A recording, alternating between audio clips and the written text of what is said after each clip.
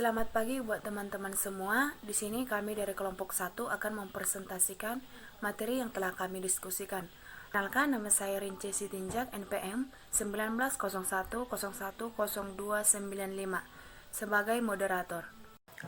Baiklah, di sini kami akan mempresentasikan hasil diskusi kami, yaitu mengenai materi kurikulum berbasis kompetensi. Pengertian kurikulum berbasis kompetensi atau KBK. Kurikulum berbasis kompetensi adalah merupakan perangkat rencana dan pengaturan tentang kompetensi dan hasil belajar yang harus dicapai oleh siswa, penilaian, kegiatan belajar mengajar, dan pemberdayaan sumber daya pendidikan.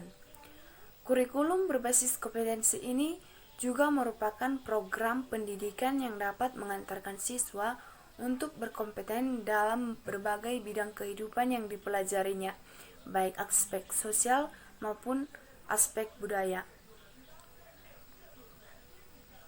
Nah, karakteristik kurikulum berbasis kompetensi ini ada 5. Yang pertama yaitu menekankan kepada tercapainya kompetensi peserta didik baik secara individual maupun klasikal. Yang kedua, berorientasi pada hasil belajar dan keberagaman. Dan yang ketiga, dalam penyampaian materi pembelajaran menggunakan pendekatan dan metode yang bervariasi. Yang keempat, sumber belajar tidak sepenuhnya ditekankan kepada si pendidik, tetapi juga sumber belajar lainnya yang memenuhi unsur pendidikan. Dan yang terakhir yaitu evaluasi menekankan pada proses dan hasil belajar dalam upaya penguasaan atau pencapaian suatu kompetensi. Untuk slide selanjutnya dilanjutkan oleh Saudara Kevin Sinaga. Perkenalkan, nama saya Kevin Martin Sinaga, NPM 1901010310. Saya akan melanjutkan yaitu prinsip pengembangan kurikulum berbasis kompetensi. Yang pertama, keimanan, nilai, dan budi pekerti luhur. Yang kedua, penguatan integritas nasional. Yang ketiga, keseimbangan etika, estetika, dan kinestetika. Yang keempat, kesamaan memperoleh kesempatan. Yang kelima, abad pengetahuan dan teknologi informasi. Yang keenam, pengembangan keterampilan untuk hidup. Yang ketujuh, belajar sepanjang hayat. Yang kedelapan, berpusat pada anak dengan penilaian yang berkelanjutan dan komprehensif. Yang kesembilan, pendekatan menyeluruh dan kemitraan. Kemudian prinsip pelaksanaan KBK menekankan pada keterampilan kompetensi siswa baik secara individual maupun klasikal. Yang kedua, berorientasi pada hasil belajar dan keberagaman. Yang ketiga, penyampaian dalam pembelajaran menggunakan pendekatan dan metode yang bervariasi. Yang keempat, sumber belajar bukan hanya guru, tetapi juga sumber belajar yang lain yang memenuhi unsur edukasi. Yang terakhir, penilaian menekan pada proses dan hasil dalam upaya penguasaan atau pencapaian suatu kompetensi. Selanjutnya akan dibahas oleh teman. Ya, perkenalkan, nama saya Domingo Satria Arwan dengan NPM 1901010292 dan saya akan lanjutkan dengan menjelaskan materi tentang implikasi terhadap aspek belajar.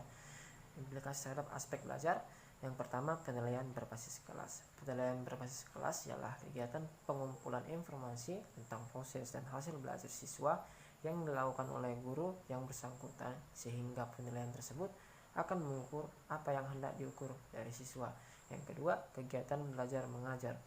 Proses aktif bagi siswa dan guru untuk mengamalkan potensi siswa sehingga mereka akan tahu terhadap pengetahuan dan akhirnya mampu melakukan sesuatu. Yang ketiga, pengelolaan kurikulum berbasis sekolah. Tujuannya untuk memberdayakan daerah dan sekolah dalam merencanakan, melaksanakan, dan mengelola serta menilai pembelajaran sesuai dengan kondisi dan aspirasi mereka. Implikasi pelaksanaan kurikulum berbasis kompetensi, maka sekolah dan guru di lapangan punya tanggung jawab untuk menerjemahkan kurikulum berbasis kompetensi ke dalam bentuk silabus yang akan mereka gunakan dalam pembelajaran di dalam kelas. Dinyatakan oleh Effendi tahun 2009. Silabus yang dibuat oleh sekolah tersebut berdasarkan karakteristik sekolah masing-masing.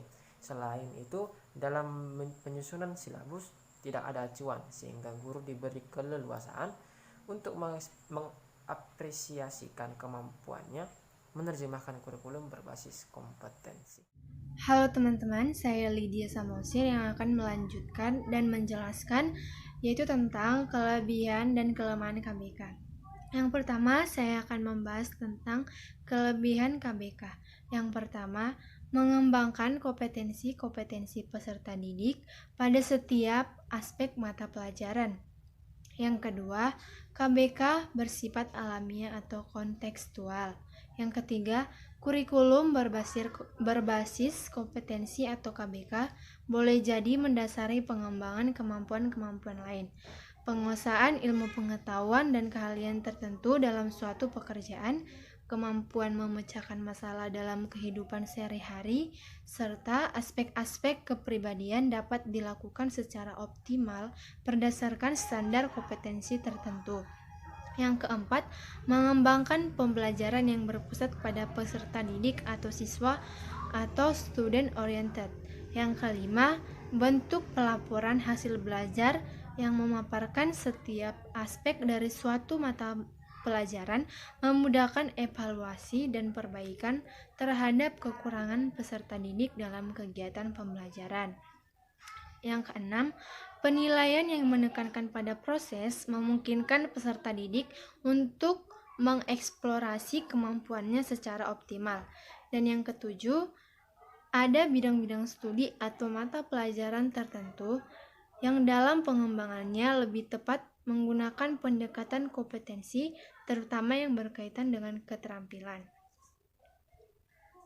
Selanjutnya, kelemahan KBK. Yang pertama, dalam kurikulum dan hasil belajar, indikatornya sudah disusun, padahal indikator sebaiknya disusun oleh guru, karena guru yang paling mengetahui tentang kondisi peserta didik dan lingkungan. Yang kedua, konsep KBK sering mengalami perubahan, termasuk pada urutan standar kompetensi dan kompetensi dasar, sehingga menyulitkan guru untuk merancang pembelajaran secara berkelanjutan.